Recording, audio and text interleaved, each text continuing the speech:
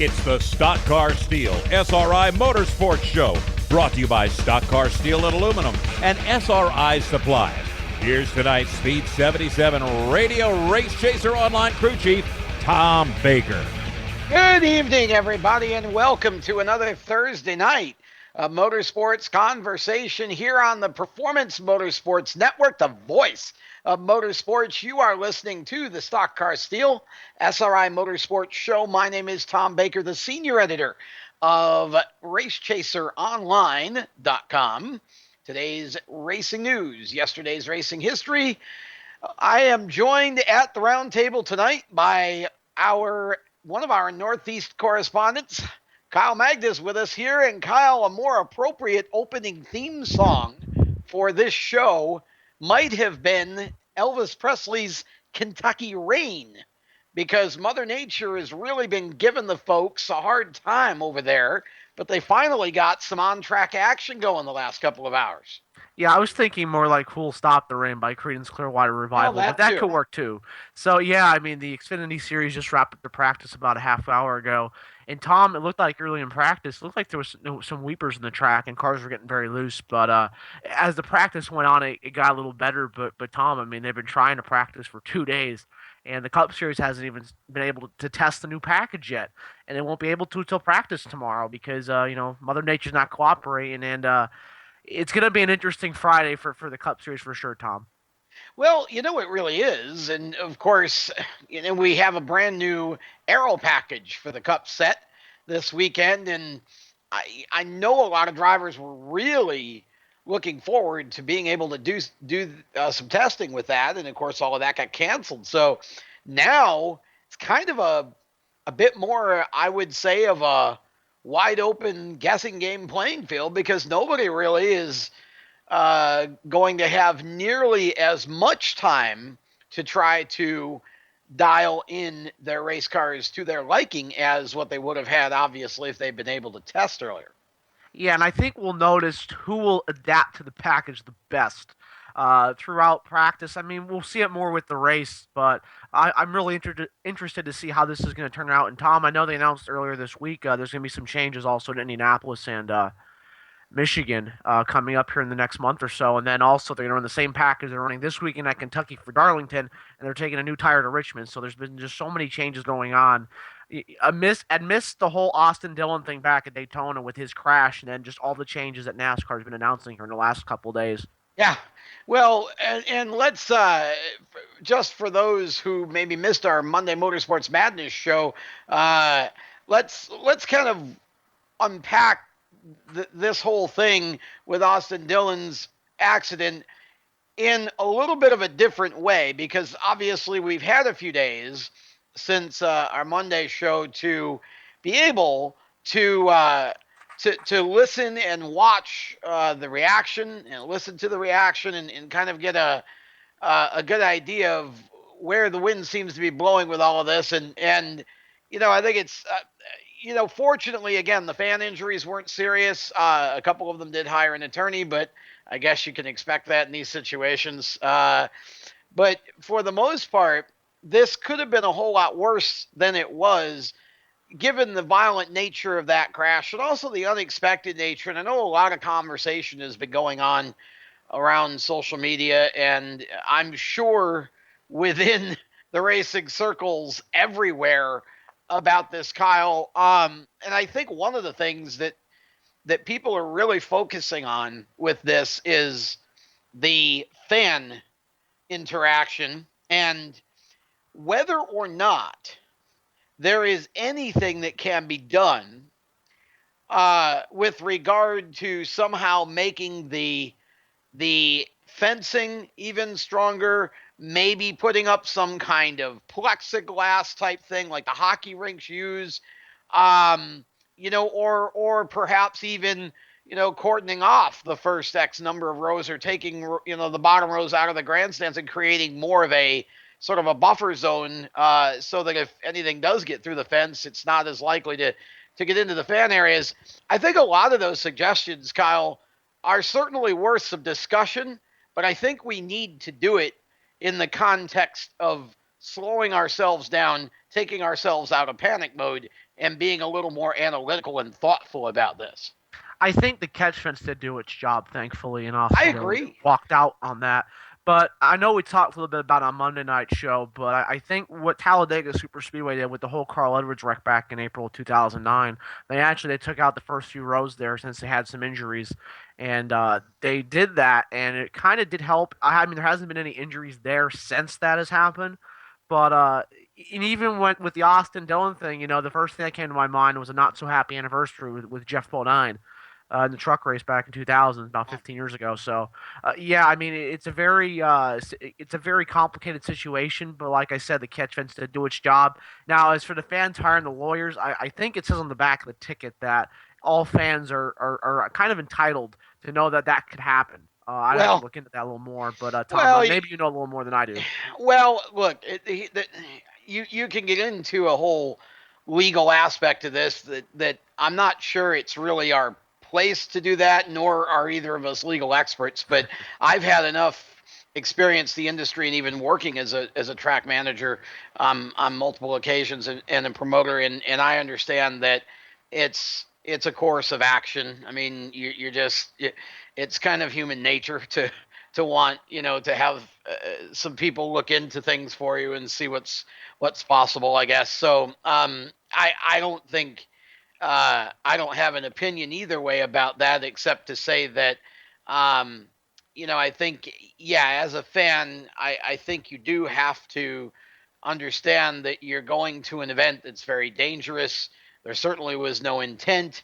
I know we just had an incident in the WWE where a wrestler threw a car door out of the ring and part of the car door hit a kid, and everybody's all up in arms about that and trying to compare the two incidents. It's like, well, they're not really comparable because Austin Dillon certainly didn't intend to crash into the wall and shed his race car and do all of that. So I think it's kind of a situation where I think it's a fan's right, certainly, to higher representation, but I don't know how far they're going to get because again and I think typically you've seen situations in the past where that's happened, and things have been handled between all parties without it becoming a big legal issue, and I'm sure that's what's going to happen here as well. None of the injuries were major, and you can't really it's going to be a stretch to claim any of the typical legal pain and suffering, blah, blah, blah, because, you went to a racetrack where, cars are flying around at 200 miles an hour. I'm not really sure how far they'll get with that. But again, I don't want to pretend to be a legal expert. I do think though that it's really worth noting that probably the most extreme reaction I've seen came from an IndyCar driver, Justin Wilson, who wrote a column that appeared, I think it was in Racer.com. I just read it a little while ago. I meant to note the source of that, but I think it was Racer.com. And he actually was putting out there the idea of moving all racer grandstands, spectator areas, to the inside of the racetracks. With his theory being that almost all the violent crashes go toward the top of the track, and so at least you could then change the fencing, and you wouldn't have to worry about fans having to see through it, etc., or whatever. And I put that out on my Facebook wall for that article for some folks to give some opinions, and the first one I got said basically this: well, it sounds like a great idea if we were talking about fans who were owls, who obviously could turn their head 360 degrees. You can't. That's just not practical. So it's an interesting concept, not practical. And I'm just, Kyle, to be honest with you, I'm just very happy that this didn't turn out worse. I'm sure that those who build things, i.e., the engineers, will look at this and see if there's more we can do. I don't think any of us thought a race car would take off like that in that sort of a situation. I certainly don't agree with making any changes to the speed of the cars because that won't really help. And I don't want to see them pull the restrictor plates off to eliminate pack racing because that would make them even faster. So I don't know where you go with it, Kyle, but again, I'm just thankful everybody was okay. And we can obviously we've moved on to Kentucky this weekend. Looking forward to a very exciting race weekend there with all three divisions in action. Yeah, and all the drivers know the risk of into any race going forward. And what Justin Wilson said, I don't think that really would solve anything. Putting them on on the inside. I mean, I know it's at Indianapolis and it's at most road courses, but that's a different circumstance. Like a track like Atlanta or Pocono. I mean, you look in the inside, you're not going to see anything. Like you said, Tom, you're going to turn your head and look and see, and it's like, oh, okay, there's the cars. But yeah, I mean, there's just been so much fallout after that. And like I said, thankfully, I only made it to lap 60 of the race, so I didn't see the crash till the morning. But yeah, there's just so much that happened and so much fallout from that, from that accident. But thank goodness Austin Dillon was all right. I know Dale Jr. I think that was the first thing he said on the radio after after he took the checkered flag was, we weren't thinking about Austin, Tom. So there's just so much happened at Daytona, Tom, and we got the truck race tonight. It looks like the track is starting to clear up. There may be some weepers in it still at Kentucky Speedway, but hopefully we get the truck race in the night. Well, I hope so, and of course we'll, as we're on the air here, we'll keep you all posted on what's going on with that event. But certainly a really exciting weekend at Kentucky Speedway, and we're pretty excited to be talking about it here and previewing it. And we've got 5 drivers tonight going to be checking in with us from various disciplines of the sport to talk about their seasons, including a Canadian, Kevin LaCroix, who will be on in a little while to tell us about his win in the Canadian Tire Series. Kevin, a driver with a varied racing background who made a big splash in the series here just recently with his victory. And so we're looking forward to chatting with him. And got a lot going on as well with other drivers, including James Bickford, who's going to be chatting with us on the other side of this break in just a few minutes. We will be back with more of the Stock Car Steel SRI Motorsports Show right after this. You are listening to the Performance Motorsports Network. Hi, this is Jens Scott from Summit Point Kart in Summit Point, West Virginia. If you're looking for a real racing experience on a real racetrack, come out to Summit Point Kart this weekend. For as little as $25, you can get your racing career started. New this year, Summit Point Kart offers the RX 250 capable of over 75 miles an hour. We're open every Friday from 5 p.m. till 9 p.m., Saturday from noon till 10 p.m., and Sunday from noon till 9 p.m. For more information, go to our website, summitpointkartwithak.com, or you can call us at 304-725-5270. Summit Point Kart, your East Coast karting center. In the race of everyday life, it's nice to have the green flag. But drivetrain problems are the pits. A fully remanufactured engine, transmission, or differential from Jasper Engines and Transmissions costs less than a new vehicle and comes with a 3-year, 100,000-mile nationwide transferable warranty. See JasperEngines.com for details and get the green flag in your race of everyday life. See the boys at Chandler & Sons Automotive, 45977 Old Ox Road in Sterling. Give them a call, 703-437-7300. Ever hire, never quit. Lofty goals in this age of shoddy quality, corporate indifference, and built-in obsolescence. It's a beacon of light in a crowded field of mediocrity. The way a company is run is an indication of how you, the customer, is going to be treated. You have a lot of choices when you're searching for auto and performance parts online and at the corner parts store. So why should you buy from Excelsior Racing? Because they're simply the best online parts supplier in the business. If you're looking for selection, ease of ordering, cost, and prompt delivery, look no further. If you have a question, our customer service hotline, staffed by knowledgeable gearheads like you, will ensure that you get what you need to fix or mod your car or truck. With 1,000 suppliers, you're guaranteed to get what you need. First time, every time. Excelsior Racing. Excellence on the track. Excellence on the road. Excellence in customer service. Online at excelsiorracing.com or call 502-909-2034. All I wanted to do was just pick up a guitar and sing praise songs. From IamSecond.com. Well, when I got to 17, I was playing in after-hours bars, just in a bunch of trouble. Grammy Award winner Michael W. Smith. Smoking that first joint and feeling so guilty about it. From there, it was LSD, and your compass sort of just like disappeared. I knew where I belonged. I just couldn't get out. I was very depressed. I went on the floor and just began to shake. And I was just weeping. I was weeping. And I just began to just cry out for God. 12:30 at night, on the linoleum floor of my kitchen, the God of the universe came and wept with me on that floor. I know where my hope lies. It's not being a rock star. I'm a son of the High King of the universe. Watch Michael's story at IamSecond.com. Time for more of the Stock Car Steel SRI Motorsports Show on PMN. Here's a man who's in great shape. Well, round is his shape. Give it up for Tom Baker. Welcome back to the Stock Car Steel SRI Motorsports Show here on the Performance Motorsports Network. Tom Baker and Kyle Magda with you on a Thursday night talking motorsports. We have Big Mike behind the glass punching all the right buttons for us, and we certainly do appreciate that. And on the Race Chaser Hotline, we have our first driver guest of the evening.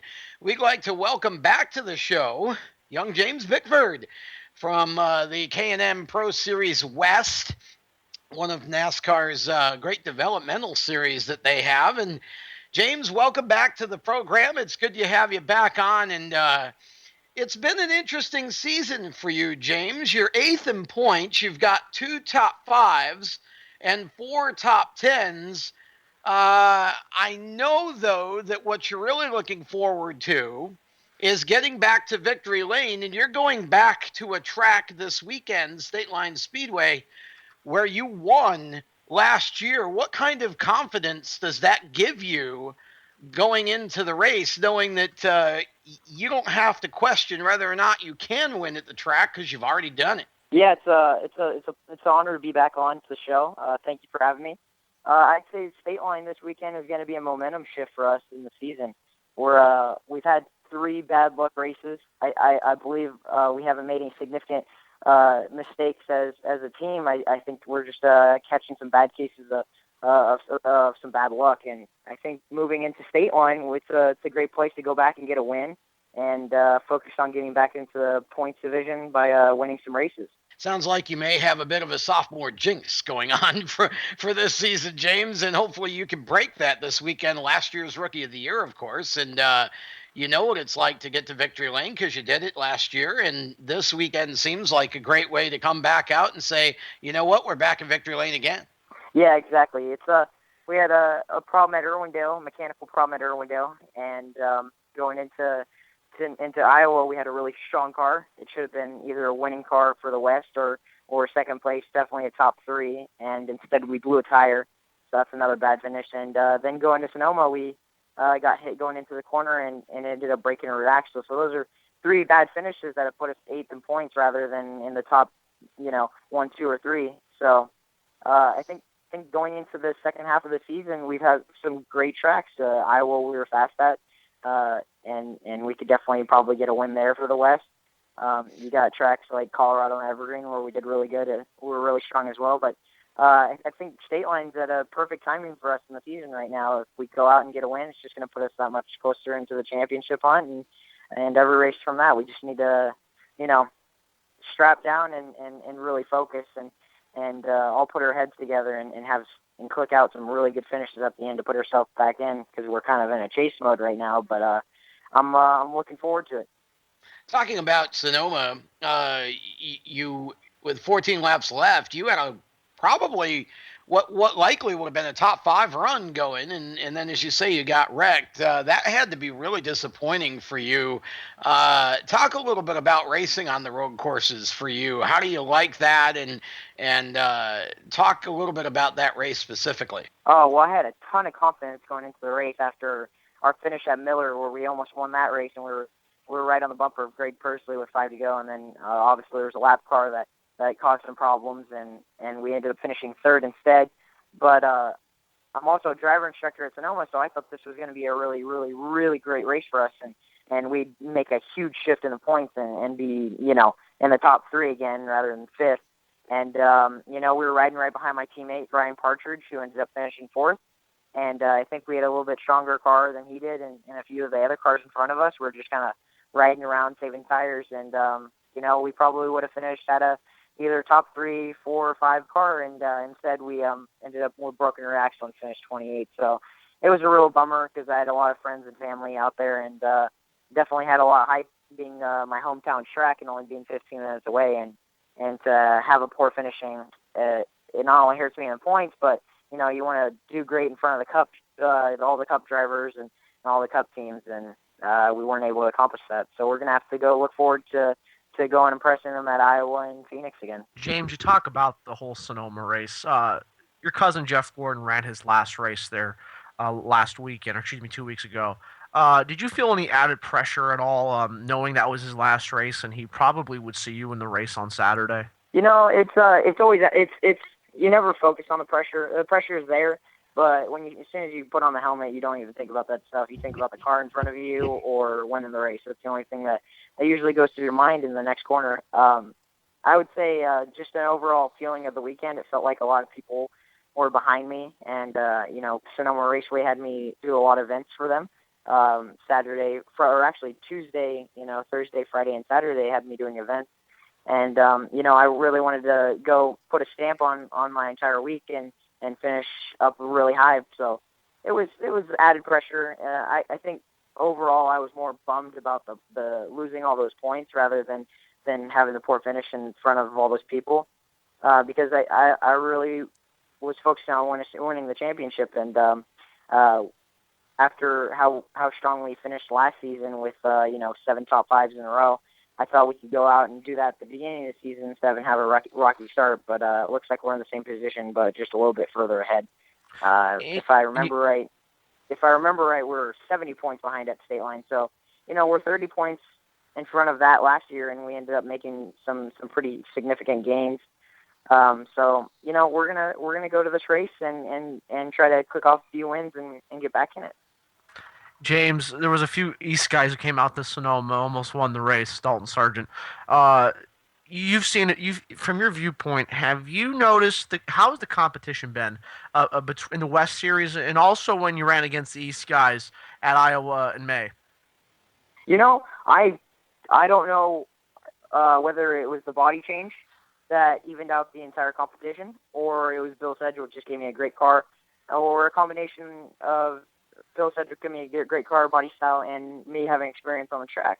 I felt like I was doing the same thing I did last year, and instead of being 22nd and second in the West, we were 4th and second in the West. So, and that's in qualifying, and I felt like we had a strong enough car to run top 5, if not top 3, and be right there with Brandon for the win. So, I think the competition has evened out a ton. Like I said, it might be a combination of all 3 of those factors. Sonoma is definitely more of a driver perspective, but there's also a pretty significant chunk that's involved with the car as well. So I think we had a really fast car at Sonoma. We just we couldn't capitalize on getting a great qualifying spot, so that kind of put us behind. Yeah, and you talk about that. You're doing the whole West schedule. I know at your team, the Sunrise team, I know it's 2 years and then you have to move on. Are you looking to race in any more series this season? I know you're running West full time. And are you looking at any other series possibly, maybe later in the year to run? We're really trying to put together some Camping World Truck Series, but right now we have to focus on running well in the Canaan first, and then focusing on the future. I'm focused on going out and winning all these races to get back into where I wanted to be in the lead of the championship. So I think we're going to focus on that first and run well in the Canaan Pro Series before we make plans for any truck or Xfinity. Definitely any of our plans from here on out would have to go towards next year and having an agreement to next year. So we're definitely trying. It's always tough, but we're trying. It's just a matter of how the season goes is what it feels like.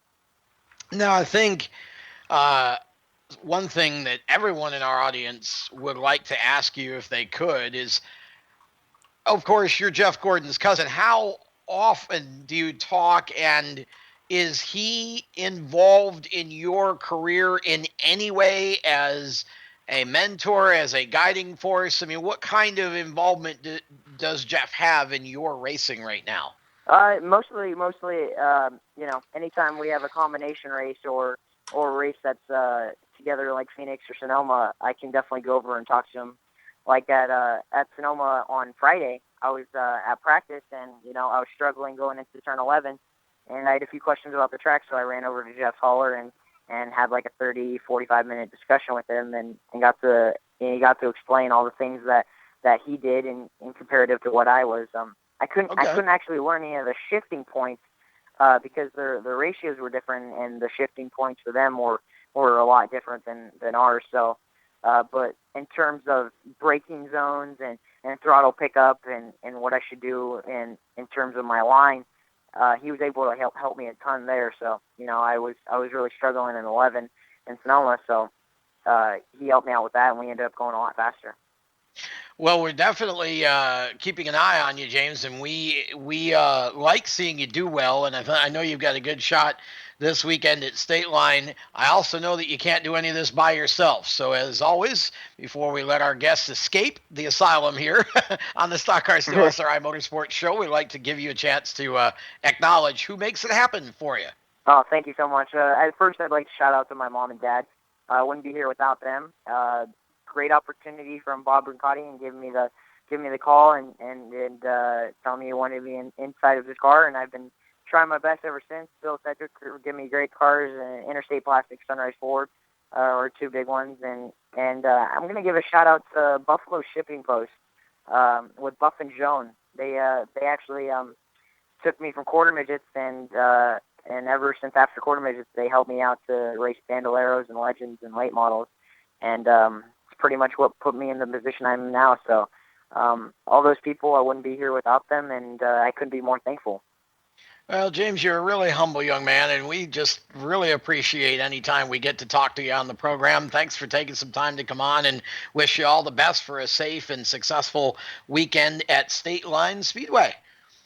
Hopefully I can talk to you after a win on Monday. That would be great. We'll definitely have you back next week if you can get the win. And that's James Bickford, and we're going to step aside. When we come back, we're going to switch from KNN West to KNN East, and Grant Quinlan going to be joining us shortly here on the Stock Car Steel SRI Motorsports Show. You are listening to us on the Performance Motorsports Network, the voice of motorsports. How would you like to win a brand new Corvette? Larry O's got all the details. WinYourNewCar.com. Enter America's #1 dream car giveaway contest. At WinYourNewCar.com, complete the puzzle the fastest and win a new Corvette tax-free. Come on, stop dreaming, start driving with WinYourNewCar.com. Car problems? You can trust your local Cotman man. Cotman has a 40-year history as a leader in car repair and making happy, satisfied customers. Whatever's wrong with your car, SUV, or truck, Cotman will check it out free using state-of-the-art diagnostic equipment. Don't take chances with your car. Bring it to Cotman and let your local Cotman man show you why they are America's transmission and total auto care experts. Visit Cotman.com to download money-saving coupons. Cotman. Real service, real fast. You know that phone call is going to come at the worst possible time, right at the end of the game. Fourth quarter, fourth down, and 1 yard to go. They're piling up, but you can't watch that. You got to get that car off the road. This could have been prevented if you have taken advantage of Cotman's free TransCheck 21. Here's a chance to have us look at your car and head off any problems that could happen that could interrupt that game. Again, it's a free check. Come see us. See Leonard and the fine folks at Cotman of Manassas, 9113 Mathis Avenue in Manassas. Give them a call at 703-365-7200. Media sales professionals with agency experience. If you're frustrated with your current position, unrealistic quotas, and inept management, if you're a sales machine and you simply will not take no as an acceptable reply, if you're looking for a rapidly growing company with unlimited sales potential for commissions in the hundreds of thousands of dollars, if you're searching for a high-tech, forward-looking, laid-back, but extremely professional organization who appreciate your skills and dedication, we have your next opportunity. Scorpion Radio Group is building a sales team of self-starters who are motivated. Your imagination is the only limit here. Call 717-749-0444 or email us at scorpionradiogroup@gmail.com. That's 717-749-0444 and ask for Sue. Hi, this is Jens Scott from Summit Point Kart in Summit Point, West Virginia. If you're looking for a real racing experience on a real racetrack, come out to Summit Point Kart this weekend. For as little as $25, you can get your racing career started. New this year, Summit Point Kart offers the RX 250 capable of over 75 miles an hour. We're open every Friday from 5 p.m. till 9 p.m., Saturday from noon till 10 p.m., and Sunday from noon till 9 p.m. For more information, go to our website, summitpointkartwithak.com, or you can Call us at 304-725-5270. Summit Point Kart, your East Coast karting center. For 17 years, Stock Car Steel has been a leading materials supplier to the racing industry. Now they're also an official motorsports content partner of Race Chaser Online. The biggest names in NASCAR trust Stock Car Steel for all their raw materials, such as carbon steel, chrome moly, DOM, aluminum, plastics, and much, much more. You can't build a race car without the basic materials, and Stock Car Steel is the place to get them. Don't forget to also visit Stock Car Steel's sister company, SRI Supplies, for racing and industry. SRI is your #1 source for all your shop supply needs. Nuts, bolts, rivets, tapes, adhesives, cutting tools, chemicals, body shop supplies, paint shop supplies, lubricants, and more. A well-stocked race shop is a winning race shop, and the road to winning begins with 3 letters, SRI. For more information, visit stockcarsteel.com and SRI-supplies.com. You can also find them on Facebook at Stock Car Steel and Aluminum, or call either company toll-free at 1-888-752-7272. Here we go with more of the Stock Car Steel SRI Motorsports Show on the Performance Motorsports Network. Welcome back to the Stock Car Steel SRI Motorsports Show here on the Performance Motorsports Network. And we are getting set to switch from K&M Pro Series West to K&M Pro Series East. We are going to talk with a driver who made a huge splash, Kyle Magda, at Columbus this past weekend in his first K&M Pro East start. He dueled with Rico Abreu all the way to the end of the race and really made Rico work hard to get his first win in the series. And wait until you watch the broadcast tomorrow on NBC Sports Network. You will not be disappointed. I'm looking forward to it. You know, he did such a good job in that car. You know, his K&N East debut, Tom, qualifying third, running quick times in practice, and almost gets Rico Abreu at the line. That was such a wide open race, and Grant came home second. And Tom, we're about to have him on the show here. We are about to have him on the show. Let's get him out of the pits. Let him go full throttle with us here on the Stock Car Steel SRI Motorsports Show. Grant Quinlan, welcome to the program, and congratulations on one whale of a first race in K&M Pro Series East. Yeah, thanks, guys. I appreciate it a lot. Thanks for having me on the show. I'm honored to be on here. Grant, just take us through those last couple laps. You and Rico were racing the entire night side by side. One time he'd be leading, the other time it would be you leading. Just talk about the last few laps and almost getting him there at the line there at the checkered flag. It was real close there. It came up short by about a nose, so it's kind of bittersweet to start off that good.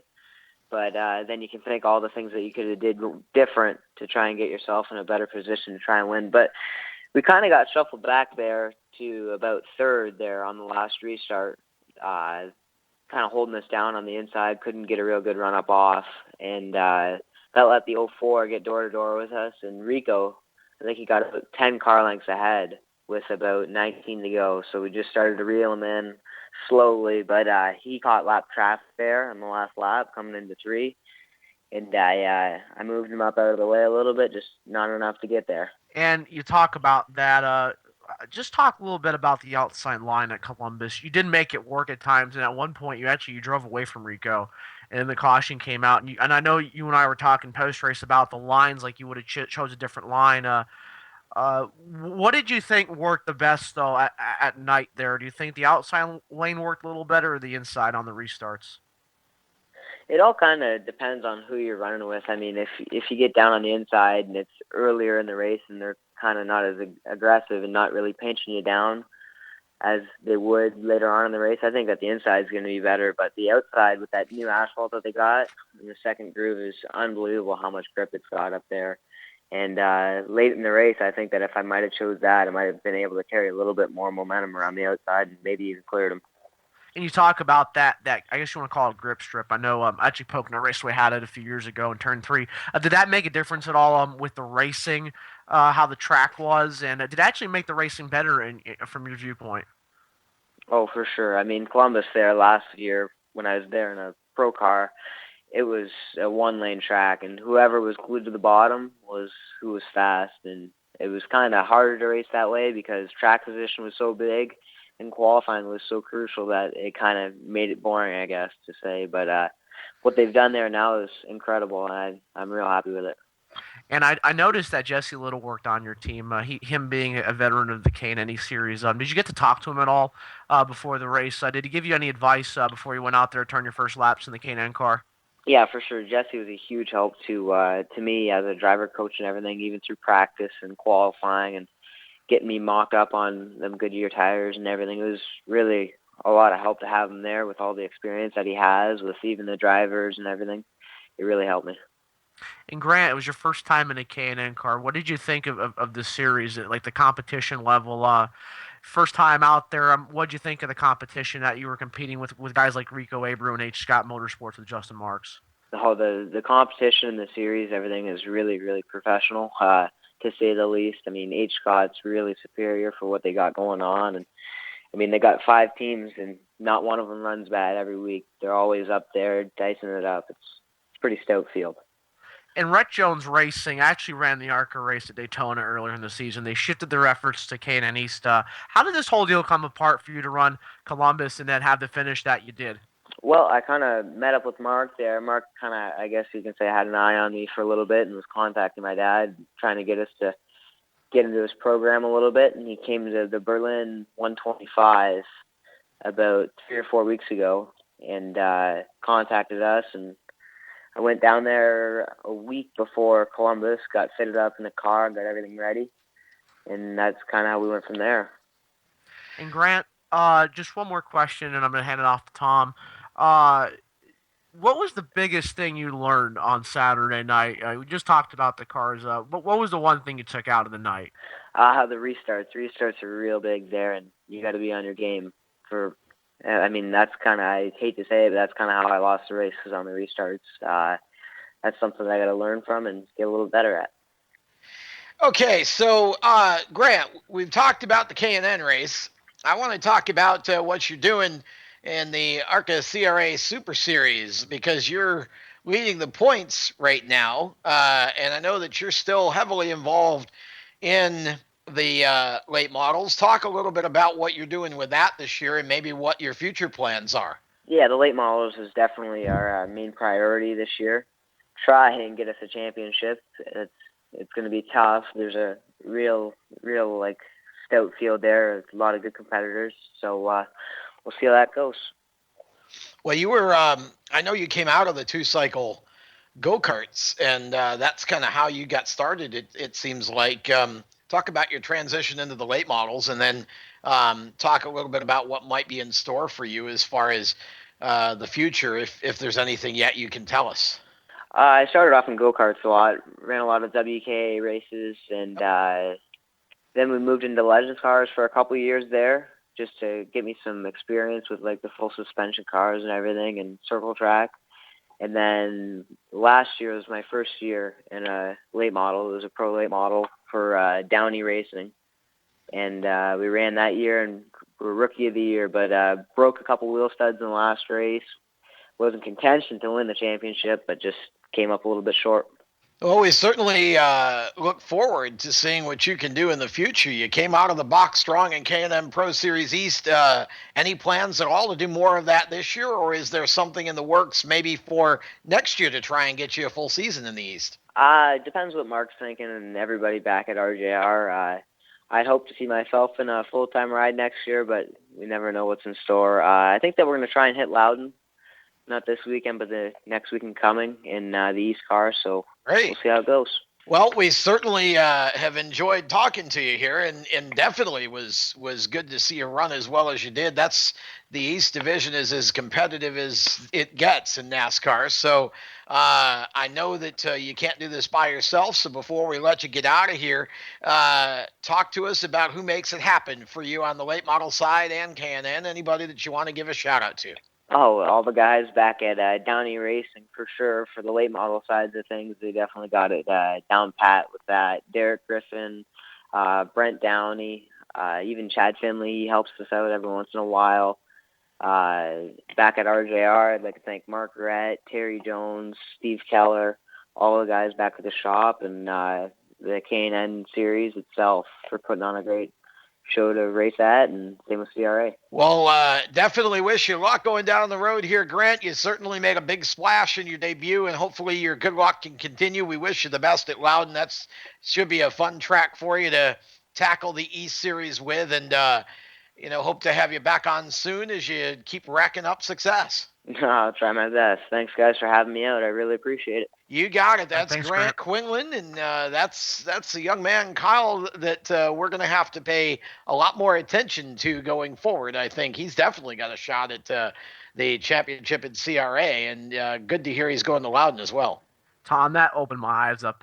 As good as he ran and how fast he was in practice, his hold at Columbus on the 4th was pretty good. But, he really turned a lot of heads, and I really do hope he gets another chance. He really deserved it. Having Jesse Little there to help him out a little bit, and Mark and Rhett Jones racing, putting the car under him and almost getting the victory in his K&N East debut, Tom. Well, says he's going to Loudon for the East Series. They're hoping in a couple of weeks, so Jesse Little certainly knows his way around that place. So it'll be good to see the two of them pair up again, see what they can do. And with that, we'll step aside for a moment. And just around the turn, we're going to switch gears again, go a little farther north. We're going to talk some Canadian Tire Series with Kevin LaCroix coming up in just a few minutes. You're listening to the Stock Car Steel SRI Motorsports Show on the Performance Motorsports Network. How would you like to win a brand new Corvette? Larry O's got all the details. In the Pits Media is proud to present its newest partner, WinYourNewCar.com. That's right, you now can enter the #1 American Dream Car Contest giveaway at WinYourNewCar.com. Complete the puzzle the fastest and win a new Corvette tax-free, delivered to your door. Come on, stop dreaming, start driving with WinYourNewCar.com. Car problems? You can trust your local Cotman man. Cotman has a 40-year history as a leader in car repair and making happy, satisfied customers. Whatever's wrong with your car, SUV, or truck, Cotman will check it out free using state-of-the-art diagnostic equipment. Don't take chances with your car. Bring it to Cotman and let your local Cotman man show you why they are America's transmission and total auto care experts. Visit Cotman.com to download money-saving coupons. Cotman. Real service, real fast. You know that phone call is going to come at the worst possible time, right at the end of the game. 4th quarter, 4th down, and 1 yard to go. They're piling up, but you can't watch that. You got to get that car off the road. This could have been prevented if you have taken advantage of Cotman's free TransCheck 21. Here's a chance to have us look at your car and head off any problems that could happen that could interrupt that game. Again, it's a free check. Come see us. See Leonard and the fine folks at Cotman of Manassas, 9113 Mathis Avenue in Manassas. Give them a call at 703-365-7200. Before a disaster turns your family's world upside down, it's up to you to be ready. Get a kit, make a plan, be informed. Learn how at www.ready.gov. Brought to you by the Federal Emergency Management Agency and the Ad Council. If you're a gearhead, you probably go online to those hot rod superstores, drooling over the chrome and speed goodies until you find just the right item for your muscle car, tuner car, or truck. But what do you do when it comes to fixing the mom mobile? If you're like most do-it-yourselfers, you head to the strip mall parts store and talk to the "Do you want fries with that?" kid behind the counter. Hold on, Bunky. Did you stop to think where those chain stores are getting the parts that you're installing in the vehicle that's used to transport your family everywhere? They get the cheapest suppliers they can find to sell you the parts at bargain prices. Their limited lifetime warranties? What a joke. Remember the last time Mom's car broke down? You heard about that one for weeks. Don't take that chance again. Excelsior Racing has the quality parts you need for your family vehicle. Parts that you can install knowing you're getting the best for your family. Excelsior Racing. Quality parts, personalized service, affordable pricing, fast to you direct. Excelsior Racing. Online at excelsiorracing.com or call 502-909-2034. Hi everybody, this is Getty Lee for RAD. To many of us, drunk driving is something that other people do. Certainly not one of our friends or relatives would do such a thing. When you see someone who's had too much to drink, about to get into a car, urge them to give up the keys and find alternate transportation. Always choose a designated driver. Remember, music lives, you should too. A public service message brought to you by the U.S. Department of Transportation, RAD, the National Association of Broadcasters, and the Ad Council. The Stock Car Steel SRI Motorsports Show continues now on the Performance Motorsports Network. And here's your host, Tom Baker. Welcome back to tonight's program here on the Performance Motorsports Network. We hope you're all enjoying it. Tom Baker with RaceChaserOnline.com, along with my one of our Northeast correspondents, Kyle Magda, and we are about 45 minutes into tonight's 2-hour show talking motorsports of all types and really from all regions of the country. We've gone out west, we've come back east, now we're going up north. We're going to talk some Canadian Tire Series, and we have got a driver on the line who picked up the win in the last Canadian Tire Series. His name is Kevin LaCroix. And Kevin, welcome to the program, and I hope I pronounced your last name correctly. Yeah, that's perfect. Thank you. Good night. Well, we're definitely excited to have you on the show. First of all, congratulations on a big win. And for those who aren't real familiar with you in our audience, talk a little bit about your background. I think this is your second start in the Canadian Tire Series. Yeah, it's my second start in NASCAR, and it's third start on stock cars. Because I was back in the days, I was racing open wheel racing, Champ Car Atlantic, which is called Indy Light today. It's been 7 years since I retired from racing because of money issues. But this year I'm back in racing, and the way to go is in stock car these days. So that's where I'm at. And it was my second race, like you said, and first win was unexpected, but it was really a great day for me and for the team. It was nice to win, and it was for sure it was on a street road courses because I'm familiar with road course, but it's good to win in stock car. Well, I was going to ask you about the fact that it was a road course, and if you felt like that really kind of gave you a leg up in one way, at least in the sense of being more comfortable. Yeah, for sure that helped me a lot, but there's a lot of drivers in this series that are familiar with road courses because in Canada there's a lot of racing like this. In America it's always ovals, but in Canada it's a lot of road course also. So it's still pretty hard to win on these tracks, but it's not something I will expect this year on ovals because I got a lot of things to learn on ovals. But for sure it helped me, and I'm still confident to get good performance on ovals too. Talk a little bit about the race itself that you won, Kevin. I was a little bit unsatisfied with my qualify with the fourth place, but I got the first place only on 3 laps, which I passed Andrew Ranger, Alex Tagliani on the third lap, and it was how was it? Sorry, I got disturbed by someone, but it was the only race since 2007 that there was no yellow flag, so it helped me a lot because we in open wheel we're not used to manage the tires and the brakes, which we have to do on these cars. So sure. Andrew, which finished second, he got he had a different strategy, and he managed the tires and he got slower during the race. But the fact that there was no caution helped me a lot to get the win. But sometimes you need luck to get a win, and that was my day. So it was a good win for me. Kevin, 2 starts in the Canadian Tire Series. What are your thoughts on the race car? You've had 2 races under your belt and a win. What do you think of those types of race cars?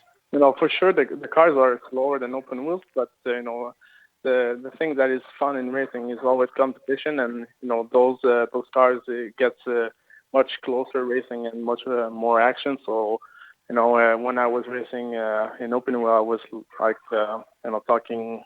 No, I didn't like the stock cars because it's slower and also everything that the stock car world are thinking bad of open wheel and the opposite too. So but now that I'm in stock car, I love stock cars a lot because of the action. The cars are faster in open wheel, but once you get the speed, it's always the same thing. So any car you drive, what's fun is the competition, and that's what you get in a stock car. So I love these cars a lot.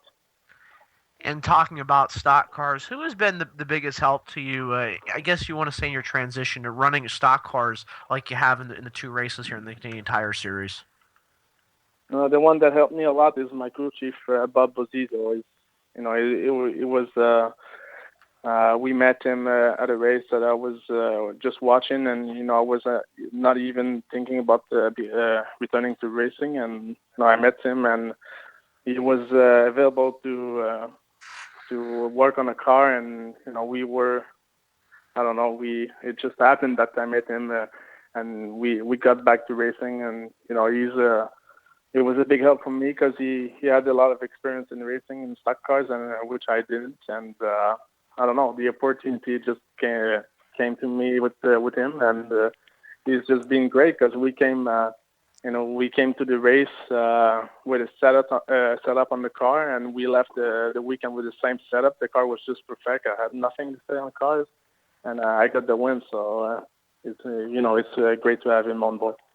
And what was it like racing with a guy like Andrew Ranger? How much success he's had in Canada and also in the U.S. running some of the lower series and winning on road courses? What was it like racing with him, given the fact that all the road course experience he has and he can use it to his advantage? Yeah, the thing that he had the same way like me. Sorry for this. The thing that he had the same debut in racing, the same how to say that, the same. He started with open wheel, and we had like the same career. It was I thought that I had a lot to learn from him, but I was expecting to learn from him for this race, and finishing first ahead of him is just, I don't know, it's incredible for me because I know he's got a lot of experience, and Alex Tagliani too. They're people well known, and I didn't think I could beat them like right away like this, and it's just incredible for me to get the win ahead of them. Kevin, I know that you mentioned earlier that you had a bit of a break from racing due to financial issues, and then you came back and decided to go the stock car route. What brought you back out of retirement? Was it simply the desire to do it again, or was there some sort of maybe a sponsor, or what was there an event that triggered your unretirement or your comeback, as it were? The desire to race is never going back. When I stopped, I always had the desire to come back, but I tried many years to forget about my dreams, and it didn't work. And that happened last year. Someone called me to do a race because he had a car for sale, and he wanted to have a good performance for his car to have an easier sale. And it happened that I qualified the pole and I won the race. So it was just a great weekend, and I think the desire to race again, it came back, and we couldn't stop it. So we started back looking for sponsors and do the all work, and it just worked out. So that's how it came. It's just one weekend, and everything's coming back. So. Well, Kevin, we'll get you out of here on this. We always give our drivers, as the last question, an opportunity to talk about who makes it happen for them and give some shout-outs, as we say here in America. So who would you like to give some airtime to that helps you out with your racing? Yeah, for sure. I would like to thank, my family and my crew chief, all my team for the all work, and the one that are really making it happen is, for sure the sponsors, which were my sponsors back in the days. We had some issues, financial issues in the past, but they're back with me now. And thank you for the support. We're talking about Auto Parts was the biggest auto parts supplier in Canada, and PPG, the paint. And the Dutch dealers in Canada. So thank you for all the support, and everything is coming back for my dreams because of them. So thank you to all of them. Well, Kevin, we're always excited when somebody gets to chase their dream and start achieving some goals. And it's great to hear your story and to know that you were able to come back successfully in only your second start in the Canadian Tire Series. We certainly wish you all the best the rest of the season. And who knows, after your next win, we may be talking to you again. All right. Thank you very much. That is Kevin LaCroix. And with that, Kyle, it's pretty amazing, honestly, if you think about it, Kyle. We've had Alex Tagliani on, and then we just had Kevin LaCroix on. And it's great to talk to these guys who run the Canadian Tire Series, because I know that a lot of folks in our audience don't really know a whole lot about that series and probably don't even think much about it. But that is a very competitive series over there in Canada. Yeah, for sure. And the last two races have been the tell of the tale. Almost got tongue tied there. With Alex Tagliani lapping the field on an oval, and then Kevin LaCroix going out winning in his second start. And Tom, I don't know if you've seen it or not. Back in May at Mosport, it was a heck of a finish between Scott Steckley and Andrew Ranger. Wow, just unbelievable. And they got a first time winner in that race with Gary Coote. So there's a lot more to come. And I think, for the Canadian Tire Series, Tom, I think when they run in companion with the Truck Series, that'll be a really good weekend up there in Bowmanville, Ontario. Oh, yeah, no doubt. And I want to say a special thanks to the folks from NASCAR Home Tracks for all their help. Tim Southers and Jason Cunningham and the folks there for helping make it possible for us to have these guys from Canadian Tire Series. We want to cover it all here on the Stock Car Steel SRI Motorsports Show. We enjoy very much the diversity that we have, and we're going to continue that by talking to someone from Texas. When we come back right after this break, you're listening to the Stock Car Steel SRI Motorsports Show on the Performance Motorsports Network, the voice of motorsports. How would you like to win a brand new Corvette? Larry O's got all the details. Enter America's #1 dream car giveaway contest at winyournewcar.com. That's right, winyournewcar.com. Complete the puzzle the fastest and win a new Corvette tax-free, delivered to your door. Come on, stop dreaming and start driving with winyournewcar.com. You hear that? That's the sound of America's only sports car. That's right, it's a Corvette. But not just any Corvette.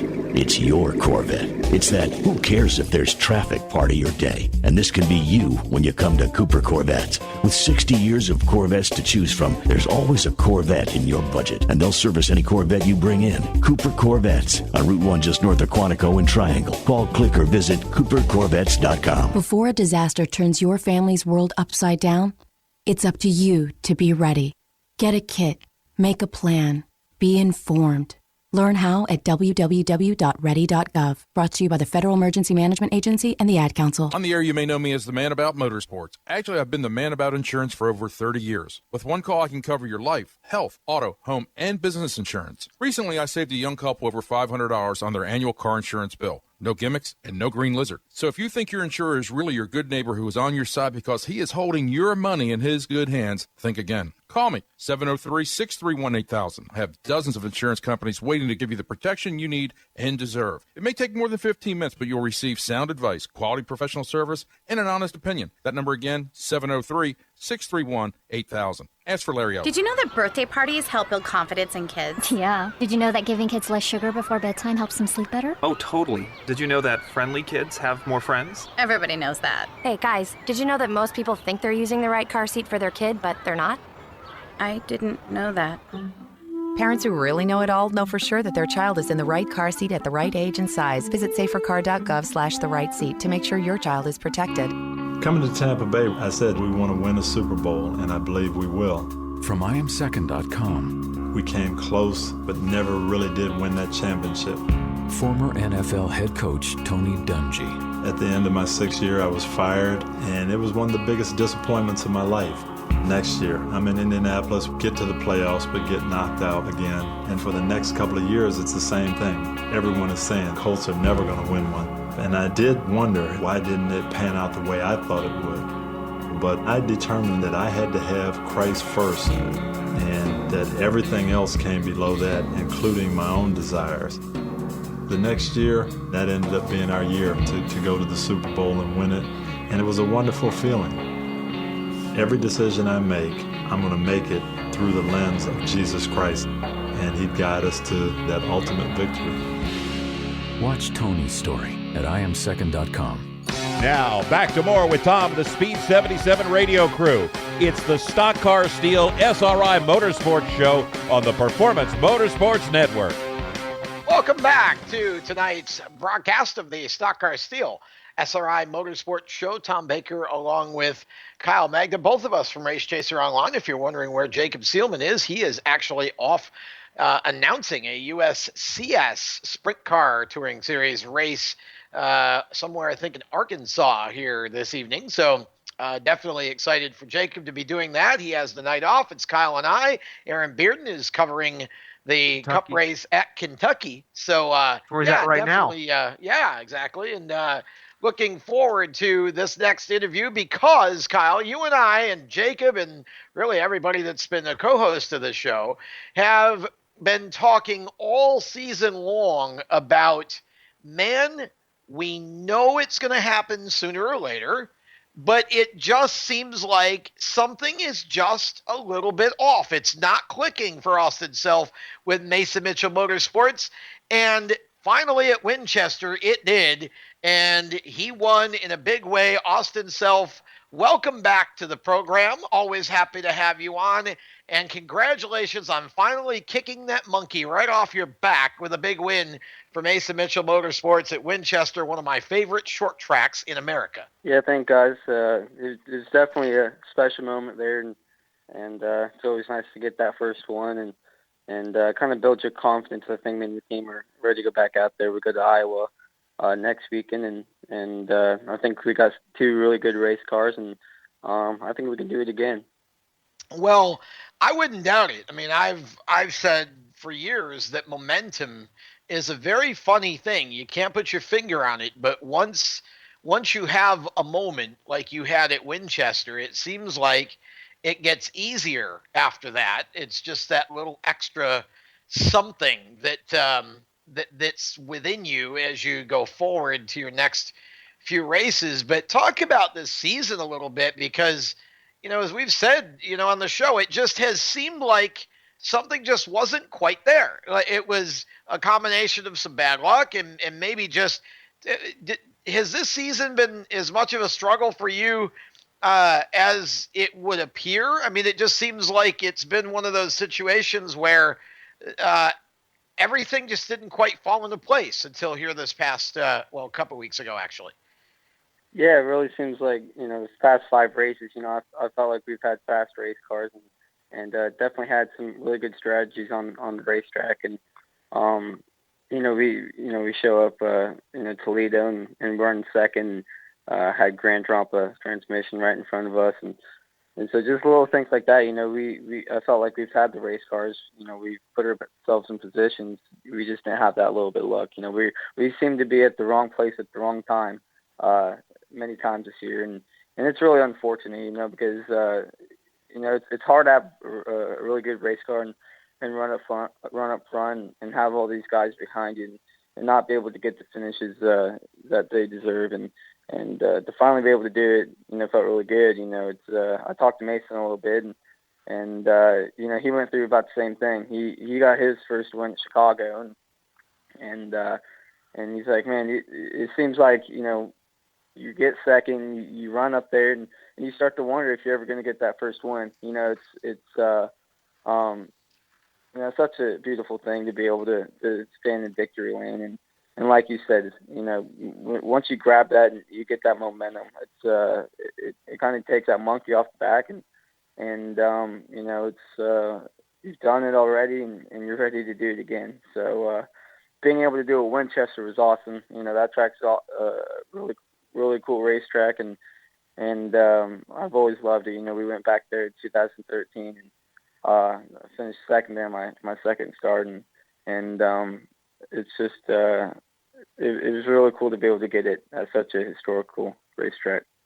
Austin, talk about the move to get by Brandon Jones for the win. When I first saw it, it kind of was reminiscent of the year before when Brandon moved Mason out of the way to win that race. Just did you talk to Mason about that at all after the race? And how did you get around Brandon Jones there in the end? Well, I think Mason was on the radio talking to me the whole time, but really, I was just fed up. I felt like I said, the past few races I've been kind of used up, and I got tired of being that guy, and told myself and the team, I'm doing whatever it takes to win this race, and that restart there, Brandon got a really good restart, and I knew if I could get the edge on him, I had Grant Enfinger right behind me to start battling with him. So my plan was to get up alongside of him, get the edge on him, and see if Grant would start racing him, and maybe we could pull away. But Brandon got such a good restart. We're on the back stretch, and I went down in turn 3, and I dove it way down in there, try to slide it up a little bit, and I didn't think it was too dirty. I just like some of the guys say, 8 tires work better than 4, and it's I think that was I think Brandon he came up and we talked a little bit, and I think I would have expected about the same thing from him if it was the last 5 laps, and definitely Mason was definitely on the radio, reminding me of how everything played out last year, and I don't think it made a difference. I was going to race anybody in that position just as hard. I wanted to win really bad, and I wasn't going to take a second for an answer. Yeah, I just want to talk about the manufacturer switch you guys had back at Pocono, Michigan. Mason finished third in a Chevrolet, and then you ran the Chevrolet the next week, I believe, at Michigan, and finished third in that race. So, have you noticed any differences between the Chevy and the Ford at all, or is it just a race car to you? Well, I thought I noticed, the Chevy's having a little bit more side bite than the Fords, and the Fords having a little bit more downforce with the air going over top of them. I can't say either of them are better. We've run really well in both race cars, and really we've had, like I said, we've had good race cars, and I think just running both of them, like I said, we've been doing everything we can to run up front. We're not here to make friends. We're here to win races. So we're doing whatever it takes to get this 98 car in victory lane, and we're gonna head to Iowa, and we're gonna have 2 race cars this time, and like I said, we tested there right after Winchester. We drove straight to Des Moines after our win, tested Monday, Tuesday of last week, and I'm excited. We got 2 really good race cars, and I'm excited to see. It comes down to the last lap. I don't know what's going to happen, but I think we can get there. Yeah, and speaking of any victories, have you thought about points at all? I know you're still a little bit back. Is a championship even in sight for you right now, or is it just a race to race basis for you at the moment? Yeah, I don't think we've lost sight of the championship just yet. Kind of like we've been doing all year. We've been focusing on wing races. Focusing on every weekend, driving our own race, and Mason was in a similar position last year, and I think if we just from here on out, if we don't make any mistakes and win some more races, I definitely see that championship title under our belt. But we're just taking it one step at a time. You gotta focus every weekend, and definitely our goal is to win every race we go to. So as long as we can do that and make sure we don't get in any trouble, I don't see why we can't get this 98 AM Technical Solutions car a championship again. Well, we certainly are keeping an eye on that situation. We know you're capable. We know the car is capable. Real quickly, before we get to the obligatory shout-outs, you've got a diverse racing schedule coming up the next couple of weeks. You've got the ARCA 150 at Iowa on the 17th. You've got a Central Texas Speedway late model race on the 18th, it looks like, and then maybe a CRA Lucas Oil race on the 24th. That's quite the schedule for you there over the course of about a week, running in what really amounts to 3 different types of racing. Yeah, and it's been weird. We've had last weekend off, we have this weekend off, so it's going to be good to get back to some racing. I think Iowa, we're going to race Iowa and then fly home the next morning and go race some late models at Central Texas Speedway. So I'm excited for that. It'll be fun to get to go home and race where I started at and have some fun there. And definitely the late model stuff never gets old. It's kind of nice to get to go back and do that stuff because you're just racing for wins, and you don't have to worry about points or anything like that. So. That's definitely a lot of fun, and the more racing we can put on the schedule, the happier, the bigger our smiles get. So I think it's gonna be a lot of fun here coming the next 2 weeks. So I'm getting excited. Well, I know you don't do any of this by yourself, so here's your chance to talk about who helps you out. It looked like, did you add a new sponsor there? Texas Tea, I think, has come on board. Yeah, we got, of course, Sam Technical Solutions there that's been so supporting us from the beginning, and we got a bunch of Texas brands, and one of them's Texas Tea, Benito's. We got Texas High School Football, also Ultra One, and I can't thank these guys enough. Pirate Energy, big one. Love all these guys. They make it possible for me to get on that racetrack, and hopefully I can make them proud again. I think our car looks really good in victory lane. So if we can do that some more, I think we can all be happy again. Well, we'll be happy to have you back on if you win the next one in Iowa too. So wish you the best with that. Always fun to have you, Austin, and look forward to talking to you again here soon down the road. Yeah, hopefully, like you said, hopefully it's next week, and I like to talk to you guys again. Well, all right, man. We appreciate it. That's Austin Wayne's self, and you can look for him in the field and running for the win at Iowa in the ARCA race. We are going to step aside. When we come back, we're switching gears again. We're going modified racing. We're going to talk to George Brunholzer III about his big win at Caraway Speedway last weekend and more. You are listening to the Stock Car Steel SRI Motorsports Show on the Performance Motorsports Network. How would you like to win a brand new Corvette? Larry O's got all the details. In the Pits Media is proud to present its newest partner, WinYourNewCar.com. That's right, you now can enter the #1 American Dream Car Contest giveaway at WinYourNewCar.com. Complete the puzzle the fastest and win a new Corvette tax-free, delivered to your door. Come on, stop dreaming, start driving with WinYourNewCar.com. Did you know that birthday parties help build confidence in kids? Yeah. Did you know that giving kids less sugar before bedtime helps them sleep better? Oh, totally. Did you know that friendly kids have more friends? Everybody knows that. Hey, guys, did you know that most people think they're using the right car seat for their kid, but they're not? I didn't know that. Parents who really know it all know for sure that their child is in the right car seat at the right age and size. Visit safercar.gov/the right seat to make sure your child is protected. Brought to you by the National Highway Traffic Safety Administration and the Ad Council.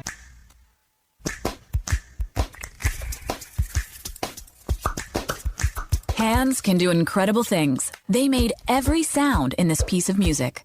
But nothing compares to using them to help save a life. If an adult suddenly collapses, call 911, then push hard and fast in the center of their chest until help arrives. It's called hands-only CPR, and it's recommended by the American Heart Association. Visit handsonlycpr.org today. A message from the American Heart Association and the Ad Council. Car problems? You can trust your local Cotman man. Cotman has a 40-year history as a leader in car repair and making happy, satisfied customers. Whatever's wrong with your car, SUV, or truck, Cotman will check it out free using state-of-the-art diagnostic equipment. Don't take chances with your car. Bring it to Cotman and let your local Cotman man show you why they are America's transmission and total auto care experts. Visit Cotman.com to download money-saving coupons. Cotman. Real service, real fast. You know that phone call is going to come at the worst possible time, right at the end of the game. Fourth quarter, fourth down, and 1 yard to go. They're piling up, but you can't watch that. You got to get that car off the road. This could have been prevented if you have taken advantage of Cotman's free TransCheck 21. Here's a chance to have us look at your car and head off any problems that could happen that could interrupt that game. Again, it's a free check. Come see us. See Leonard and the fine folks at Cotman of Manassas, 9113 Mathis Avenue in Manassas. Give them a call at 703-365-7200. All I wanted to do was just pick up a guitar and sing praise songs. From IamSecond.com. Well, when I got to 17, I was playing in after-hours bars, just in a bunch of trouble. Grammy Award winner Michael W. Smith. Smoking that first joint and feeling so guilty about it. From there, it was LSD, and your compass sort of just like disappeared. I knew where I belonged. I just couldn't get out. I was very depressed. I went on the floor and just began to shake. And I was just weeping. I was weeping. And I just began to just cry out for God.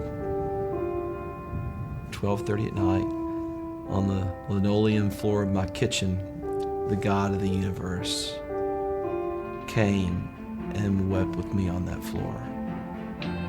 I know where my hope lies. It's not being a rock star. I'm a son of the High King of the universe. Watch Michael's story at IamSecond.com. Now back to Speed 77 Radio, Stock Car Steel, SRI Motorsports Show, and more Thursday night race talk. Here's your host, Tom Baker. Welcome back to tonight's Stock Car Steel SRI Motorsports Show. We got about 45 minutes left in tonight's program.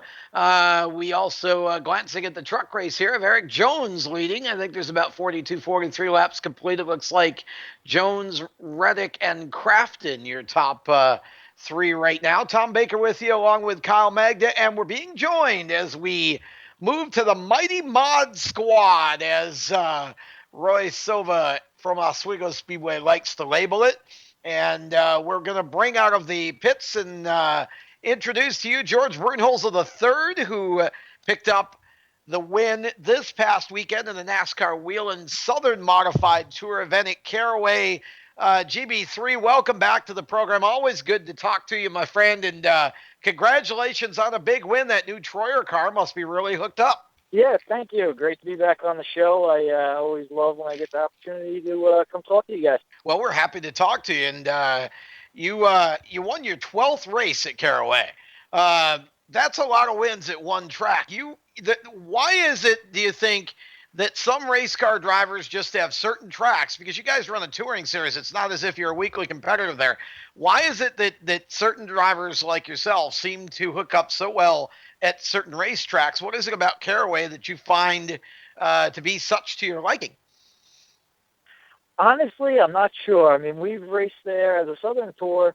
It is a touring series, but generally we've raced there usually 5 times a year on average. This year, cut back on that only to 3 times, but I actually struggled at Caraway for probably the first 5 years I was down here.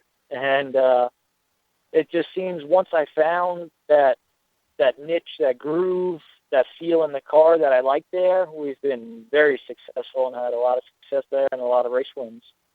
Well, I know that you have you've got one of the new Troyer TA2s, Troyer chassis cars, and I think was this the first race out for that chassis? Nope, we do have the Troyer TA2. We've been committed to it all this year, actually. We built it brand new at the start of the season and been learning on it ever since. It's a totally different concept design chassis, so Troyer's doing a great job, and kind of we're all working together with the guys up north that have them as well as myself and sharing data, and it's definitely improving. And as you can see, Saturday night we were fortunate, got the win, had a really strong car, and that being only our 4th race with that new design, I think shows a lot of promise and a lot of good stuff to come. George, how's the competition been on the season? You won your first race of the season on Saturday night. What's it been like racing with some of even the Northern Tour as well? What's it been like, the competition on both sides, also seeing some of the regular modified guys win as well? The competition this year has definitely stepped up. There's been we have 5 or 6 guys that could win on any given race day, and then we have, for the beginning of the season, we've had quite a few teams come down from the north to run, so that just adds to that number and makes us all better for trying to compete against better cars. It makes you work harder and get faster. Yeah, and talking about the points battle, you're only 17 points behind Jason Myers right now. Do you see the Myers brothers as the ones to beat right now for that title? And how has racing with them been over the last few years here? How's that helped you at all? Just for the level that they set and for you to go out there and try to beat them every single week? Yeah, they're definitely, right now they're on their game. They both are showing very, very good speed and longevity in the cars. So they've definitely been the cars to beat for a while now. It makes us better, makes us work harder. We are pretty much isolated to just running the Southern Tour, so we only race, this year I think it's 11 races, where those guys they're on their game. They're racing every weekend somewhere, if not 2 times a weekend. So it definitely have to do our homework to stay with them, and we've been very fortunate to be able to beat them a couple times this year. So hopefully that continues. Have you expressed any interest in running another series like the Colma Tour, or maybe a modified tour race? I know that a boat series will be running Bristol here in a couple weeks. Any desire to run in any series at all? Or are you content just being in the Southern Tour for the time being? I'm very content doing what I am doing, but I would really love to be able to race some more. Just like a lot of racers right now, it's we're always looking for some more sponsorship opportunities to enable us to race more. We are very, very stern on our belief where we want to make sure if we are going to a race, we are 100%.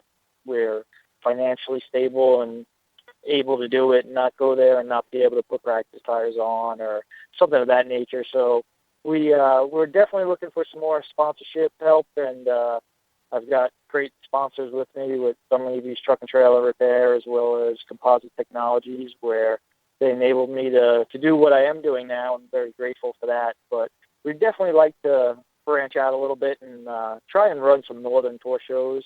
We'd like to make our way up to hopefully at least one Stafford and one Thompson show this year. Georgie, I know sitting P7 in the points is not really ideally where you'd like to be at this point in the season, but the win at Caraway could very well be a turning point. Talk about the start to your season so far, and what's kind of put you in P7. We're used to seeing you up fighting for championships. Yeah, definitely. It has probably been the per se worst start to a season we've had in probably the past 7 years. It's not for any lack of trying or fast cars. I mean, our cars, they've been fast every race we go to. Just had some tough breaks, some mechanical failures, got caught up in a couple wrecks, couple races. So that just marred us back there in the points, and definitely doesn't show how good we have been running all year by looking at that. But when you look at it, we've run 5 races this year, and really we've only finished 2 of them, and one being a win, one being a third place. So hopefully we could just finish some more, and I know if we finish the races, we'll be right up front there.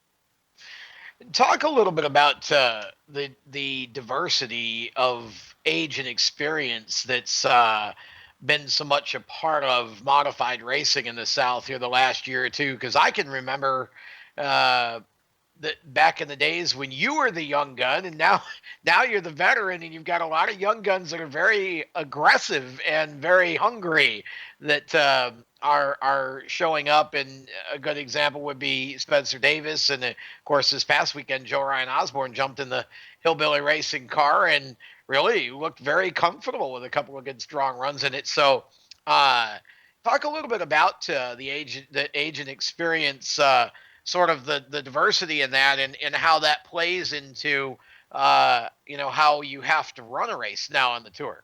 Yeah, definitely. Like you said, it wasn't too long ago where I thought of myself as being a younger guy on the tour, and I'm definitely aging and got some experience under me now. So we didn't want to call you old. Guys coming up. Yeah, there is definitely a lot of young kids coming up, which are making me old, and it's great to see young new faces in the modifieds, because it just means that the series itself is growing and diversifying. So I think it's a good sign of things to come with the young kids like Joe Ryan and Spencer Davis running modified. So I'd like to definitely look at myself as a veteran of the series down here, and hopefully be able to say I could do it for many years to come and watch some more young rookies come through. Well, it is interesting to see it growing, and it's good to see it growing. I'm a huge fan of the modifieds, and really enjoy watching them run. And you guys are getting good fields and really putting on very competitive shows wherever you go. Is there a particular track? I mean, obviously, let's take Caraway out of the equation for a minute, because you just seem to have that place flat nailed. Is there a particular track on the tour besides Caraway that you really enjoy running? Maybe not necessarily a track that you've won 12 times at, because they're just a place that you just look forward to going to every time. I absolutely love Concord Motorsports Park. It's not on our NASCAR schedule, but we are going to be able to run there this year for the North-South Shootout is being brought back to the track. So really looking forward to that race. Yes. That track has just been a track I've always enjoyed from back when I first started racing modifieds. I ran the Hooters Pro Cup Series there. I ran a late model race there. It's just a track that's definitely suited my driving style. It's a lot of fun. It puts on a phenomenal race for the fans. Anybody that comes out to watch a modified race there, it's definitely an amazing race. And it's just, as a driver standpoint, it's a fun track. It's a driver's track. If your car's off or missing a little bit here or there, you can move around and make up for it. So that just makes the drivers enjoy it that much more. It is one bad fast racetrack, a half mile with a dog leg for those who haven't been there. And if you have never seen the North-South Shootout race, come on down to Concord, North Carolina in November and check it out. You will thank me for that tip. And with that, George, I know you can't do this by yourself. You've got a couple of sponsors that help you. Give them one more shout out. Anybody else you'd like to talk about? Yeah, thank you. Definitely. Dunleavy's Truck and Trailer Repair, they've come aboard this year as a new sponsor and tremendously helped us. Composite Technologies, he's been Mr. Bill Higbee, a long-time supporter of me and sponsored our race team for years. Oval Speed Unlimited for supplying us with all the parts we could need when I tear it up. Pro Systems for all the brakes and stopping power we need. Profab Headers does a great job with the exhaust system for our Robert Yates race engines, and without those guys, we wouldn't be here racing, and I wouldn't be fortunate enough to be here talking to you guys and winning some races. So, George, we appreciate you coming on, and we certainly hope this will be the last time we talk to you after a win this year. Looking forward to seeing what you got in store for the second half of the summer. That is George Brunholzer III. We appreciate him coming on, and we're going to step aside. When we come back, more motorsports conversation as we go into our last half hour of broadcast time. You're listening to the Stock Car Steel SRI Motorsports Show on the Performance Motorsports Network, the voice of motorsports. How would you like to win a brand new Corvette?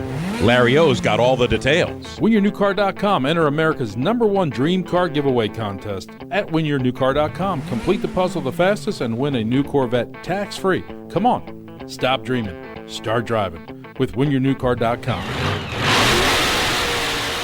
We're growing like crazy and need account reps who know their way around agencies, the internet, and social media.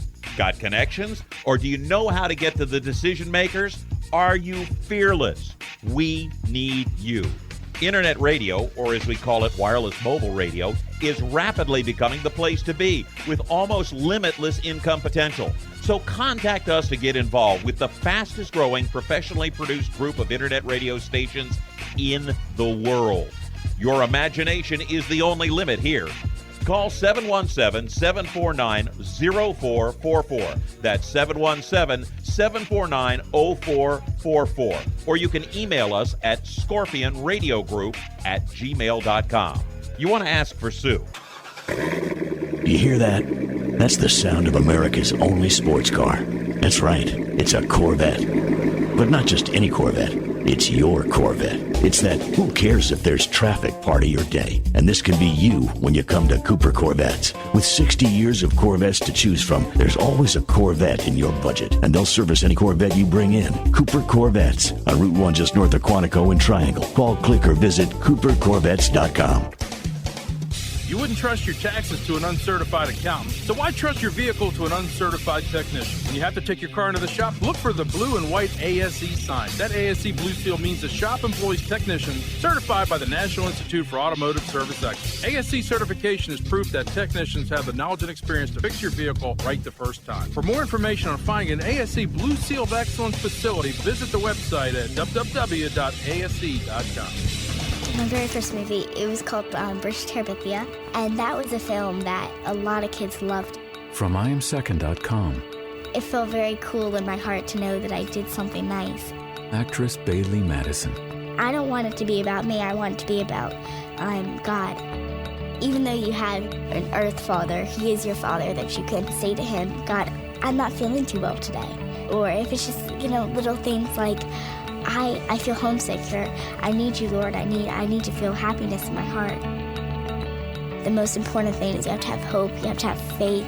God is with you, and God is with you every step of the way. If you give yourself to God and you say, I'm ready to commit myself to you, you will know that God is watching you. He looks out and he goes, I'm very, very happy with what you just did. My name is Bailey Madison, and I am second. Let's go back to steel and aluminum stock cars and supplying the SRIs with Race Chaser Online Senior Editor Tom Baker and the Speed 77 radio cast. Steele, what? That was just awful. Well, that's close enough. I don't care. Welcome back to the Stock Car Steel SRI Motorsports Show here on the Performance Motorsports Network. Tom Baker and Kyle Magda, both from RaceChaserOnline.com. Today's racing news, yesterday's racing history, tomorrow's racing stars. If you want all the news that's fit to, well, I guess we type it now. We don't print it anymore. You can check us out on a daily basis, all kinds of unique content, video, audio, and columns and all news and analysis. We got a lot of good stuff going on right now, and we appreciate our Race Chaser Nation supporting us, and glad to have you with us here on PMN on a Thursday night. Big Mike behind the glass, and Kyle, we the marathon driver parade that we just concluded took us from east to west to north to south, and as we think about what has taken place over the last couple of weeks, and we start to look ahead, we keep our eye on the truck race here and notice that not a whole lot's changed. Eric Jones still leading. Matt Crafton still running second, but a new face has emerged in the top three. John Hunter Nemechek, a driver who we talk about a lot on this show as being one of the real up-and-comers. We believe that John Hunter is going to be a future star in NASCAR, and tonight he is showing us a little bit of why we think that. And keep in mind, Tom, I don't know what leaderboard you're looking at, but actually Matt Crafton is leading right now. Oh, he did. Missed it. Top five is Matt Crafton, Ryan Blaney, John Hunter Nemechek, Brandon Jones, and Eric Jones. And actually, I just saw the race. That's just where I went. I went for the time being. Looks like Brandon Jones got on the back of Daniel Suarez, and actually Suarez wound up falling back to sixth. So, but Suarez did lead 18 in the first 20 laps tonight, or excuse me, the 18 in the first 22 laps. So that 51 truck, when they got out in front, Tom, really quick, and actually Daniel dominated the race, the ARCA race there last fall. So not really surprised at all by the speed of that 51 truck.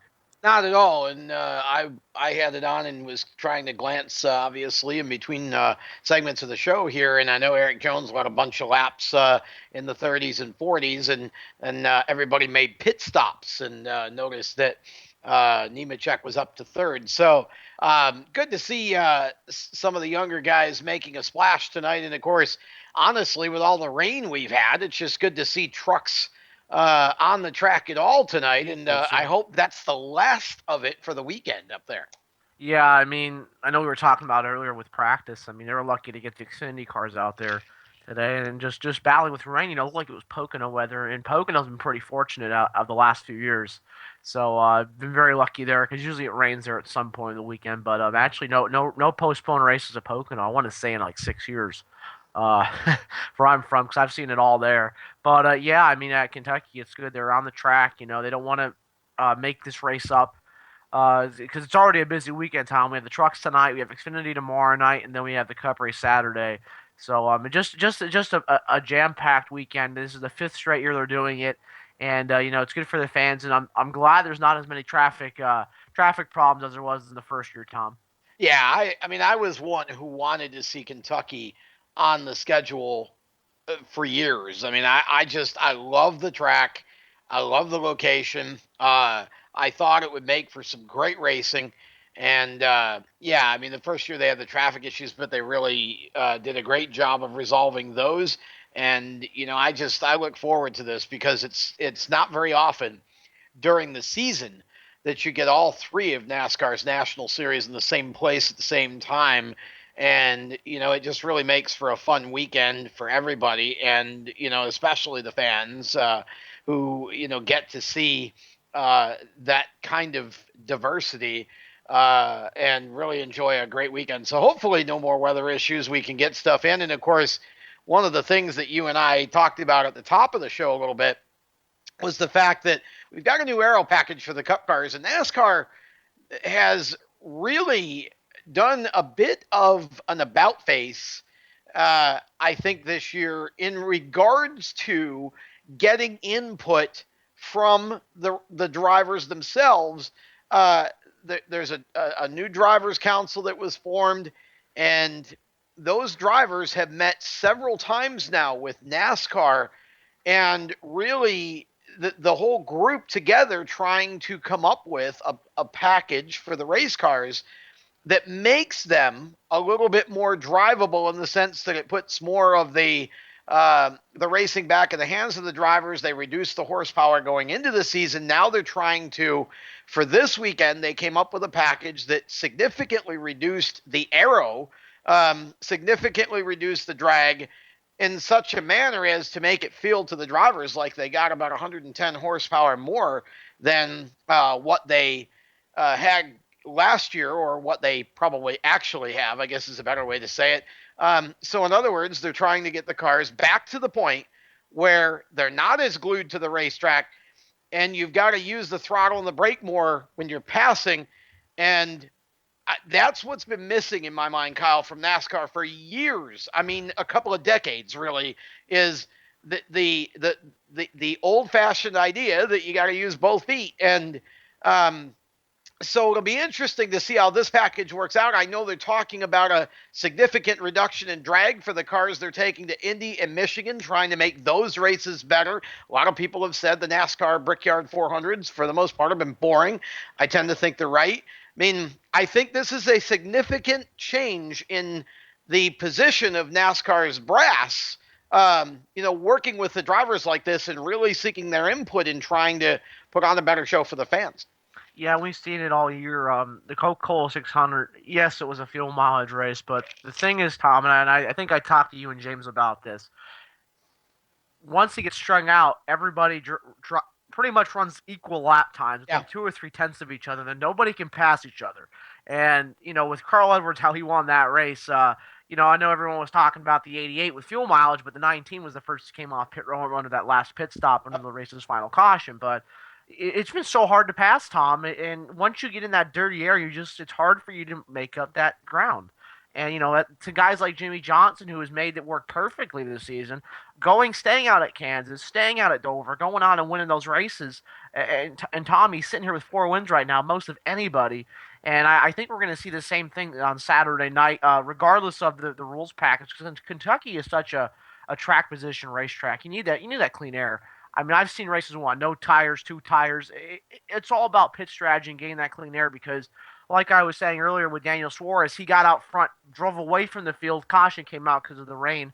Competition caution because of the rain earlier in the day. But once you get out in front of Kentucky, Tom, I mean, it's hard to pass there. And with the bumps and everything, it's a nice racetrack. I mean, I'm hoping it'll be a good race on Saturday night, Tom, because I've seen 4 races there, and honestly, I have not been impressed. But this new rules package, I got tongue twisted again there. Pretty much what I see on Saturday night will pretty much form my opinion on what the racing will be like there. And I mean, it's kind of, I'm surprised they didn't do the changes sooner, but you play around with it a little bit, Tom, and they'll get it down. I don't think we're going to judge anything off of Saturday night's race. Whenever you make a significant change like they're doing to these cars, you need more than one race worth of data. What I think is that a lot of the reason the races haven't been good here at Kentucky is because of the aero. And what I've watched of the truck race tonight, I mean, I'm seeing a lot of passing. Now, the trucks are a whole different situation, and Xfinity is another whole situation again. But the Cup Series, I think that package can only help the racing, and I think we need to get to a point of making those cars, getting them back to the point where they're hard enough to drive, so not just anybody can successfully drive them. I mean, let's face facts here. Back in the the 70s and even in the early 80s, not just anybody with a helmet and fire suit could show up and drive a cup car and be successful without spinning the thing into the fence. And a lot of the reason why we've had such a reduction in cautions, in my opinion, is because we made the cars too doggone easy to drive. They're too stuck to the track. And, I think it's diminished that sense of, real driver control a little bit. So we'll have to see how it works out. I picked Jimmy Johnson to win, but I really suspect that a driver like Tony Stewart is going to like this package a lot. We'll have to see how it all plays out once they get to racing. They haven't had the test time that they really had hoped to. So we'll have to let it play out a little bit. When we come back, we're going to talk more about Kentucky and talk about some more racing to come as well. You're listening to the Stock Car Steel SRI Motorsports Show here on the Performance Motorsports Network. How would you like to win a brand new Corvette? Larry O's got all the details. Enter America's #1 dream car giveaway contest at winyournewcar.com. That's right, winyournewcar.com. Complete the puzzle the fastest and win a new Corvette tax-free, delivered to your door. Come on, stop dreaming and start driving with winyournewcar.com. We're growing like crazy and need account reps who know their way around agencies, the internet, and social media. Got connections? Or do you know how to get to the decision makers? Are you fearless? We need you. Internet radio, or as we call it, wireless mobile radio, is rapidly becoming the place to be with almost limitless income potential. So contact us to get involved with the fastest growing professionally produced group of internet radio stations in the world. Your imagination is the only limit here. Call 717-749-0444. That's 717-749-0444. Or you can email us at scorpionradiogroup@gmail.com. You want to ask for Sue. So you finally arrived at the sweet spot in your life. The kids are raised and gone. You have free time, and it's finally time to do something for you. If you've ever considered owning a Corvette but have been putting it off for years, now is the time to act. Isn't this the time to finally get that Corvette you always wanted and drooled and dreamed over? Well, grab the little lady by the hand and take her to Cooper Corvettes. They're conveniently located on Route 1 just off of I-95 and just north of the Marine Corps base. They have lots of pampered and well-maintained Corvettes in inventory. And if they don't have what you want, they'll find it. From classic Stingrays to modern-day cars, Cooper is your one-stop shop. And speaking of shops, they service what they sell. And even if you didn't buy a Cooper Corvette, they'll service your Corvette anyway. Become part of the Cooper Corvette family. Call them at 703-445-1483. That's 703-445-1483. And on the web at coopercorvettes.com. That's coopercorvettes.com, American pride and countrywide. You wouldn't trust your taxes to an uncertified accountant, so why trust your vehicle to an uncertified technician? When you have to take your car into the shop, look for the blue and white ASE sign. That ASE blue seal means the shop employs technicians certified by the National Institute for Automotive Service Excellence. ASE certification is proof that technicians have the knowledge and experience to fix your vehicle right the first time. For more information on finding an ASE Blue Seal of Excellence facility, visit the website at www.ase.com.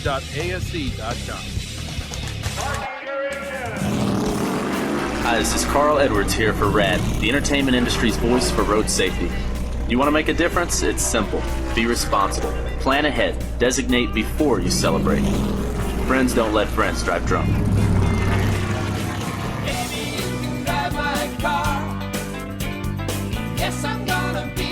A public service message brought to you by the U.S. Department of Transportation, RAD, the National Association of Broadcasters, and the Ad Council.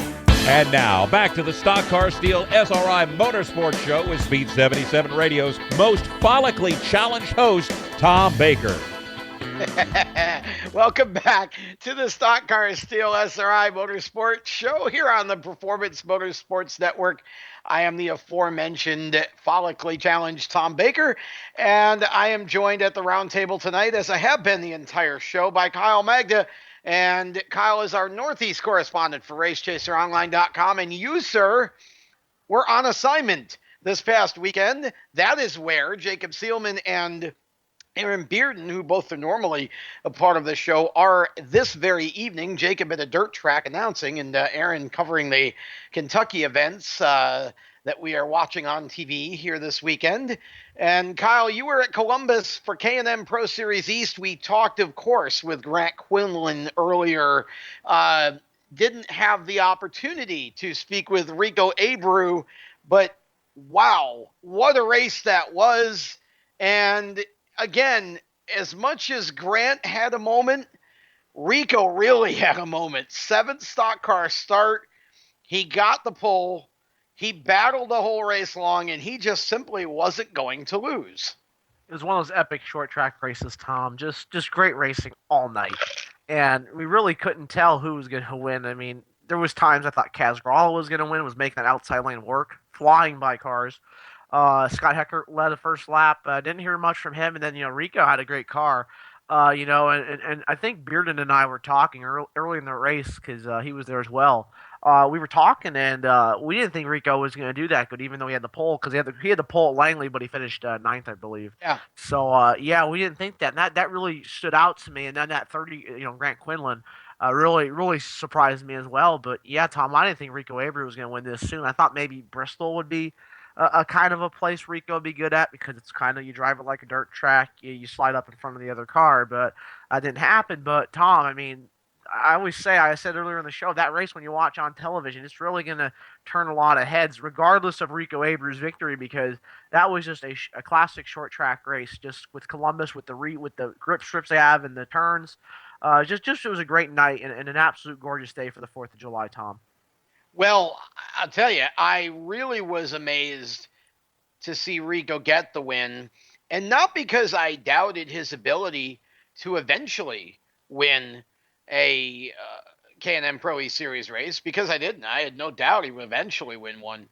But in 7 starts, that's saying a lot, and especially the way that he had to win it. It wasn't as if, okay, he was running 6th or 7th and everybody in front of him crashed or broke or whatever. It wasn't an inherited win.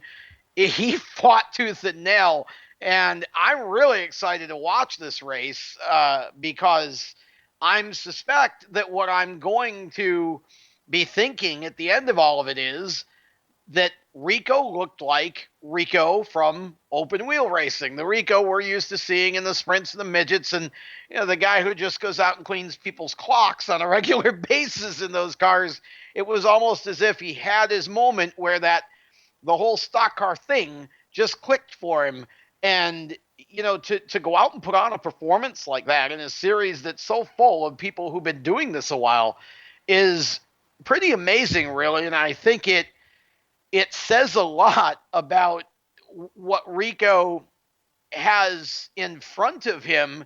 And, it was honestly, Kyle, for me, it also cemented my belief that when Christopher Bell gets an opportunity to race a significant portion of Camping World Truck Series races, which, there again, the perfect segue, announced this week, Justin Boston, Kyle Busch Motorsports having a split, and Boston out of the 54, Christopher Bell in it.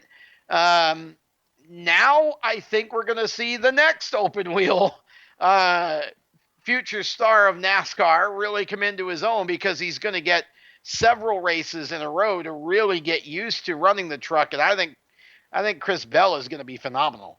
And I don't know what the whole situation is on the 54 team yet, whether they'll run him in some races or not. I would not be shocked to see him run Eldora because he's such a great dirt racer, but I don't know what the situation is yet. I know he's going to run some pass races for KBM here coming up, and actually ran at Loudon over the weekend up for the pass race. But yeah, I mean, kind of shocked me at first, and Justin Boston hasn't been getting the results he's wanted.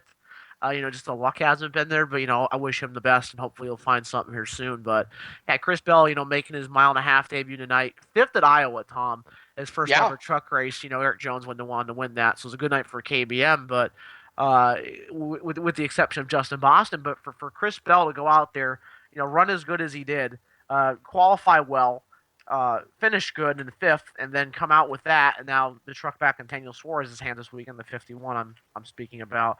It's interesting to see how Chris Bell's going to do on these type of tracks. He reminds me of a Kyle Larson making it's a second start, but it's his super speedway debut because actually, Tom, Kyle Larson made his truck debut at Kentucky a couple years ago. So kind of reminiscent of that. And, with all the bumps that Kentucky has, and it is a real challenge for a driver. So just a lot going on. For a dirt driver, it's not. They're used to it. Yeah, it's true. Absolutely. I know you see it at Millbridge every Wednesday when you go. But, there's just so much going on with that series, Tom. And, I see a really bright future for it. They've had some of the best racing I've seen in recent weeks. And, that series has been, I think, in my opinion, one of the best over the last few years, Tom.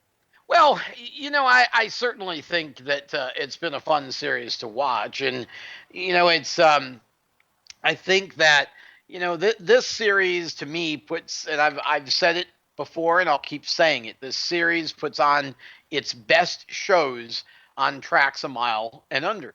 Simple as that. I think that it was made for short tracks. I think the trucks are the way that they're set up, the way that they're engineered. I mean, I just think that on the short tracks, mile and shorter, you get a whole lot more teams involved that can be competitive.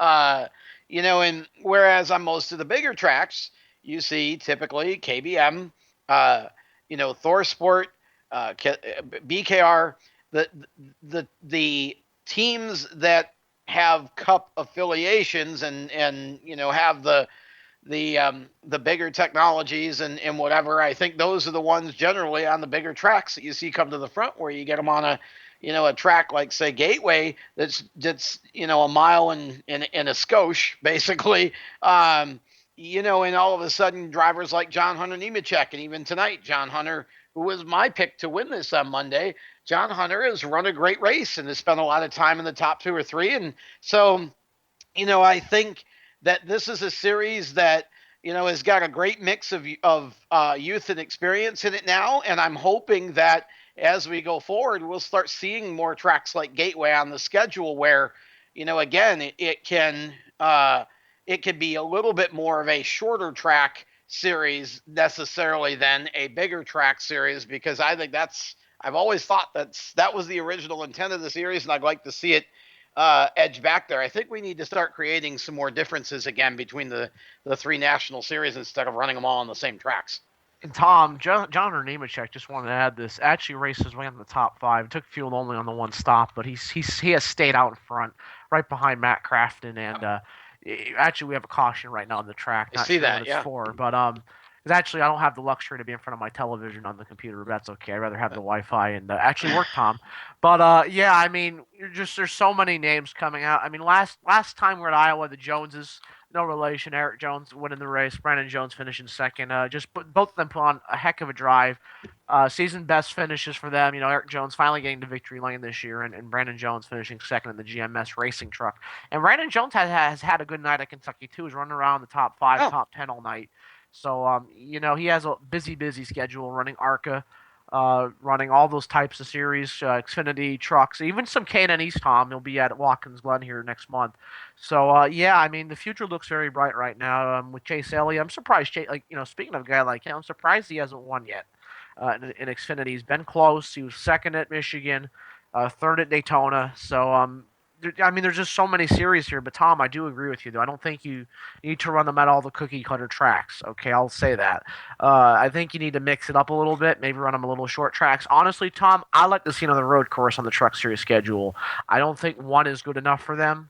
I think they need to run 2 at least. And I know there was some discussions the last couple of years before they went to Motorsports of possibly putting them with the time the Nationwide Series with the trucks and run a doubleheader there. But the problem was I don't think everything really fell through. And we would be running the trucks before the Cup race at Sonoma and running that at about noon and then running the Cup race at 3 times. So, for me, of course, I always like short tracks. Would love to see Concord for any track. That was just awesome. Yeah, really.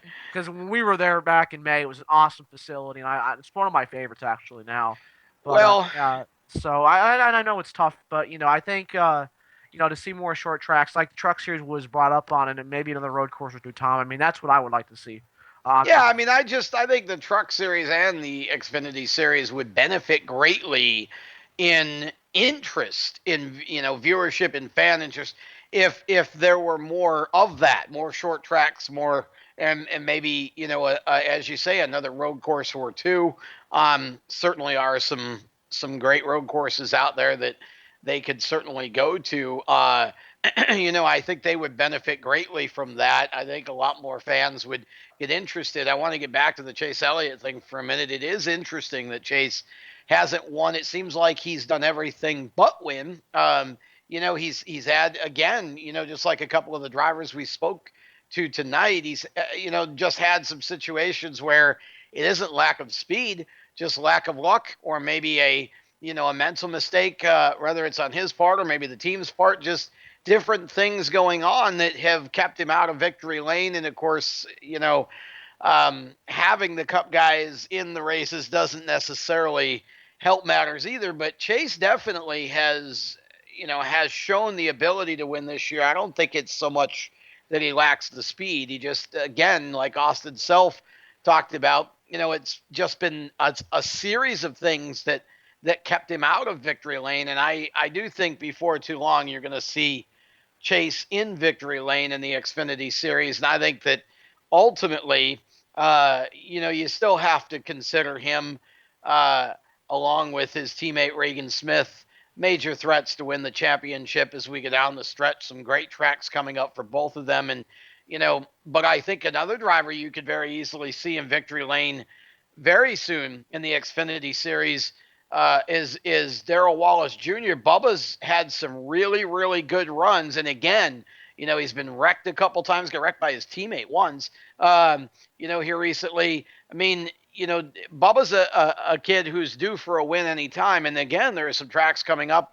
And even at Kentucky tomorrow, I could easily see Bubba getting a win there if he could just get the track position and get up front.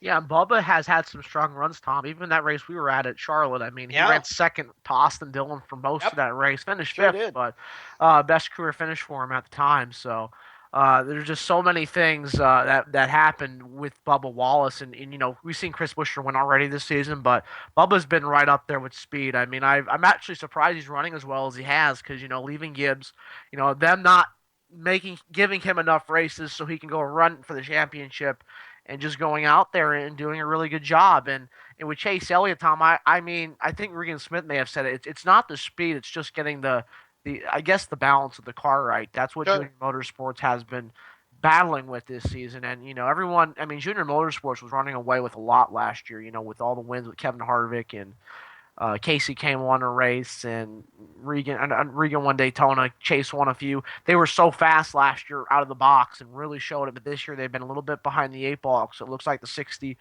and Roush and Penske, they've been ahead of them so far this year. And I think with what's going on, Tom, I mean, it's still looking like it's the 22 and the 54, but still the 60 has been running very well, as good as well. And he has a 34-point lead, Chris Buescher, that is over Chase Elliott. So it's going to be really interesting to see how the championship battle comes for the second half of the season.